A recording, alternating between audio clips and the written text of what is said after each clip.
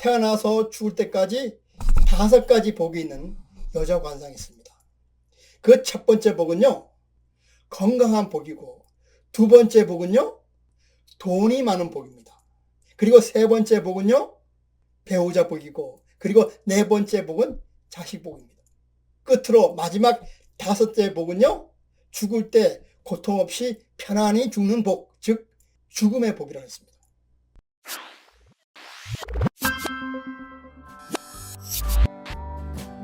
안녕하세요. 고전의 한수 엄태범TV입니다. 오늘 고전의 한수는요, 5가지 복, 즉 오복이 있는 여자 관상에 대해서 말씀을 드려보도록 하겠습니다. 사서 3경 중 하나인 시경에 보면요, 예로부터 인간은 5가지 복, 즉 오복이 있으면요, 태어나서 죽을 때까지 행복하게 살다가 편안한 삶을 마무리한다 그랬습니다. 첫째 복은요, 하늘이 주신 명대로 살다가 죽는, 즉 목숨복이라고 했고, 둘째의 복은요, 먹을 것 걱정하지 않고 넉넉하게 사는 돈복이라고 했습니다. 세 번째 복은요, 몸과 마음이 편안한 복이라고 했습니다. 네 번째 복은 남에게 선행을 베푸는 복이라고 했고, 끝으로 5번째 복은 명대로 살다가 고통 없이 편안하게 삶을 마감하는, 즉 죽음의 복이라고 했습니다. 이런 5가지 복을 한마디로 표현하면요, 웰빙, 즉 잘 살다가 웰다잉, 즉 잘 죽는 게 최고의 복이라고 할 겁니다. 예나 지금이나 시대가 아무리 달라져도 우리 인간이 소망하는 것은 다 똑같은 것 같습니다. 관상학에서도요, 태어나서 죽을 때까지 5가지 복이 있는 여자 관상이 있습니다. 그 첫 번째 복은요, 건강한 복이고, 두 번째 복은요, 돈이 많은 복입니다. 그리고 세 번째 복은요, 배우자 복이고, 그리고 네 번째 복은 자식 복입니다. 그리고 끝으로 마지막 5째 복은요, 죽을 때 고통 없이 편안히 죽는 복, 즉 죽음의 복이라고 했습니다.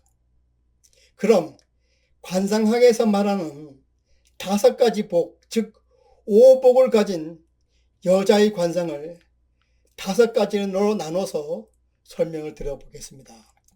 첫 번째 복은요, 이빨을 통해서 건강한 복을 봅니다. 두 번째 복은요, 눈두덩이와 코를 통해서 재물복을 봅니다. 세 번째 복은요, 눈꼬리를 통해서 배우자 복을 봅니다.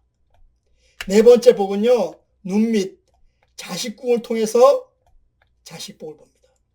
끝으로 5번째는요, 얼굴의 균형과 조화를 통해서 죽음의 복을 봅니다.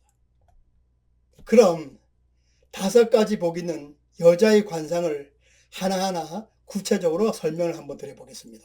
화면을 잠깐 보시겠습니다. 첫 번째는요, 이빨을 통하여 건강한 복을 봅니다. 우스갯소리로 담배를 끊으면 일망이라 그랬고, 술을 끊으면 이망이라 그랬습니다.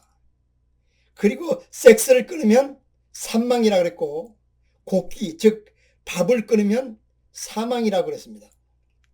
건강한 치아는요, 오복 가운데 하나로 치아가 좋아야 잘 먹고 잘 먹어야 건강합니다. 따라서 치아는 최고의 효자라고 말씀드릴 수 있습니다. 아무리 효심이 높은 자식이라 한들 어버이에게 음식을 씹어줄 수 없기 때문입니다. 따라서 건강한 치아는요, 어떤 효도하는 자식보다 낫다는 것이 여기에서 유래된 말입니다. 치아는요, 한 집안의 울타리 역할을 합니다. 치아가 촘촘하지 않으면요, 엉성한 울타리와 같아서요, 외부의 기운을 막아낼 수가 없습니다. 울타리는 물 새 틈이 없이 촘촘해서 마치 석류씨가 박힌 듯 고른 이가 좋은 치아라고 말할 수 있습니다. 건강한 치아는요, 기본적으로 둥글고 정돈되어서 가지런하고 하고 커야 됩니다. 치아의 색깔이 백색이 아닌 옥색이 나면 좋습니다. 이가 휘어서 마치 옥과 같은 색이 난다면 모든 음식을 잘 씹어서 건강을 유지하게 된다고 했습니다. 아무리 많은 돈이 있어도 건강하지 못하면 돈을 쓸 수가 없습니다. 벌어놓고 쓰지 못하는 돈은 그림의 떡에 불과합니다. 따라서 건강을 잃으면 모든 것을 잃는다는 말처럼 결국 최고의 복록은 건강입니다. 둘째, 눈두덩이와 코를 통해서 재물복을 봅니다.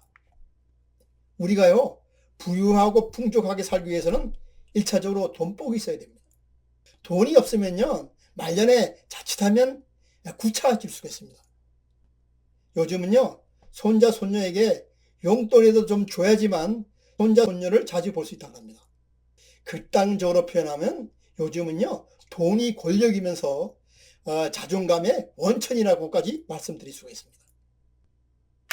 눈두덩이는요, 전태궁이라 그래서 농과 밭, 집 등 부동산과 관련된 재물운을 보는 부분입니다. 코는 재백궁이라 해서 현금과 유동자산을 봅니다. 눈두덩이 즉 전태궁이 넓으면요, 부모 또는 형제 등의 재산을 상속받아서 부동산과 같은 재물운이 좋다고 봅니다. 눈두덩이의 표준 넓이는요, 눈 하나 들어가는 게 표준 넓이로 봅니다. 두 번째는요, 코는 현단비와 절통비를 좋은 코로 봅니다.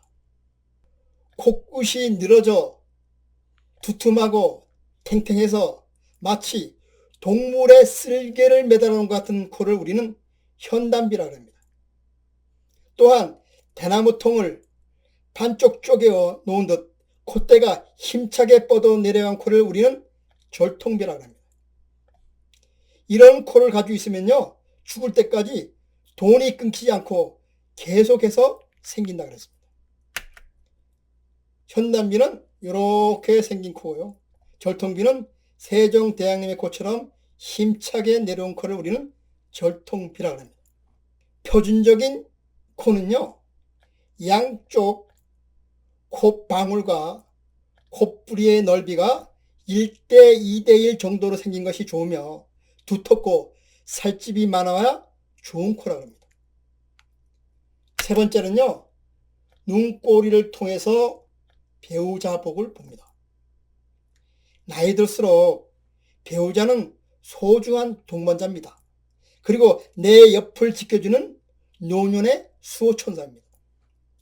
말년에 부부 금실이 안 좋아 황혼이혼을 하거나 졸혼을 하게 되면 노년이 외롭고 쓸쓸할 수밖에 없습니다. 관상학에서는요,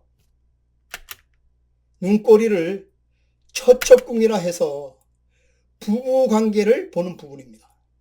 관상학적 용어로 간문 또는 물고기 꼬리를 닮았다 그래서 어미라고도 이야기합니다. 눈꼬리, 간문이 깨끗하면 여성은 좋은 남편을 만날 수 있고 남성은 좋은 부인을 만날 수 있다고 했습니다. 따라서 여성의 눈꼬리, 즉 처첩궁이 깨끗하면요, 좋은 남편을 만나 살게 된다고 했습니다. 부부가 화목하면요, 눈꼬리에 오렌지색이 나면서 윤택해집니다. 반면 부부가 반목하고 불화하면 눈꼬리가 검고 칙칙한 색을 띠게 된다고 했습니다. 넷째는요, 눈 밑 자식궁을 통해서 자식복을 봅니다. 현대사회에서요, 자식복은요, 나의 말년을 좌우할 정도로 자식복의 영향이 엄청 큽니다. 노년에 자식을 위해서 사업자금을 대주거나 심지어 결혼한 자녀에게 생활비까지 대주는 그런 부모가 있습니다. 사회적으로 출세해서 잘 나가는 자식이 아니라도 독립해서 사회생활을 잘하면 그것도 또한 자식복이 있다고 말씀드릴 수 있습니다. 따라서 자식복이 있어야 노후가 편안한 겁니다. 관상학에서 자식복을 보는 부분은 눈 밑 애교살 부분인 이 자식궁을 통해서 자식을 보게 됩니다. 이곳 자식궁이 약간 도톰하고 누에가 옆으로 누워있는 듯한 모양이면요, 좋은 관상이라고 말씀드릴 수 있습니다. 관상학에서 자식 꿈이 풍만하고 탄력이 있고 혈색이 좋으면 반드시 자식이 훌륭하게 되어서 어미에게 효도하는 자식이 된다는 것입니다. 다섯째, 얼굴의 균형과 조화를 이루어야지만 편안히 죽음을 맞이할 수 있다는 것입니다. 즉 죽음 복이 있다 그렇습니다. 사서삼경 중 하나인 서경에는요 5가지 복 중에서 맨 마지막에 고종명이라는 복, 즉 죽음의 복이 있습니다. 죽을 때 아프지 않고 편안히 삶을 마무리하는 죽음의 복입니다. 가족들 고생시키지 않고 건강히 병 없이 살다가 깨끗하고 품위 있게 삶을 마무리하는 죽음의 복은 말년복 중에서 가장 좋은 복이 아니겠습니까?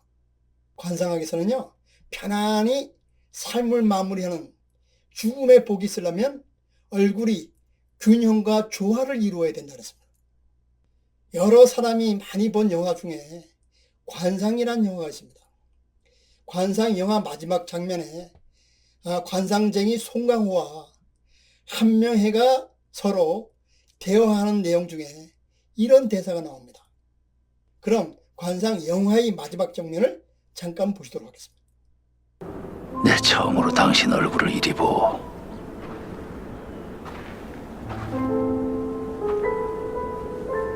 묘한 상이요. 천박한 것 같으면서 고귀하고 헌데 그치 좋지 않구려. 당신 목이 잘릴 발자요. 이 장면에 나오는 대사 중에 천박한 것 같으면서 고귀하고 이런 대사가 나옵니다. 이것은 얼굴이 균형과 조화를 이루지 못했다는 뜻입니다. 얼굴에 균형과 조화를 볼 때 가장 먼저 보는 부분은요 얼굴을 3개의 면적으로 나누어 보는 겁니다. 즉 이마, 머리털 난데부터 미간까지를 상정이라 그리고 미간서부터 코끝까지를 중정이라 그리고 코끝에서 턱끝까지를 하정이라 해서 3 부분으로 나누어 봅니다. 이 3개의 면적이 같아야 좋은 얼굴입니다. 이 3 부분의 면적이 같으면요 초년과 중년 그리고 말년을 큰 어려움이 없이 한평생을 행복하게 살아간다고 했습니다. 그리고 임종을 할 때도 가족이 지켜보는 가운데 유언을 남기고 조용히 잠들듯 임종하게 된다고 했습니다. 많은 사람들은요 자기가 복을 짓지 않고 무조건 복을 받으려고만 합니다. 이것은요 씨앗을 심지 않고 농산물을 수확하려는 그런 마음과도 같습니다. 부처님 말씀에 뿌리지 않고 거두려 하지 말고 행하지 않고 이루려 하지 말라 그랬습니다. 운명은요 스스로 짓고 받는 겁니다. 복을 받으려면요 복을 짓고 복 받는 일을 해야 됩니다.